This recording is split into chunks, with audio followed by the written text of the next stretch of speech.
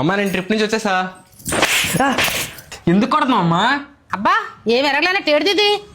Guys ఇంట్లో trip లో టెంపుల్స్కి వెళ్తానని డబ్బులు తీసుకొని ఇలా కొండల్లో జలపాతాల్లో తిరుగుతున్నా డబ్బులతో. ఇది ప్లానింగ్ అంటే మామూలుగా ఉండదు మనతో. అబ్బా నువ్వు పెట్టకపోతే పోలే నాకు ఎవరు పెట్టరా పెద్దాం పెట్టింది. ఇంట్లోకి పదా ప్లానింగ్ ఏంటో చూపించాను. అయిపోయింది బతికి అయిపోయింది. నీకు కొత్త చెక్కేస్తారులే ఈ రోజు అంతా. తెల్లారిపోయింది. ఏటమ్మా తెల్లారకు ముందు లేపెత్తున్నా? సన్ రైజ్ కోసం బాబు చూడు ఒకసారి.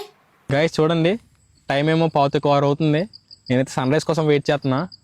సన్ రైజ్ అనేది చాలా బ్యూటిఫుల్ థింగ్, ఎవ్రీడే చూడాలి. చూడండి ఎంత బాగుందో. వావ్ పదా సన్ రైజ్ అయిపోతుంది బయటికి. అరే ఈ మూట పట్టుకెళ్ళి మేడ మీద అడిచిరా.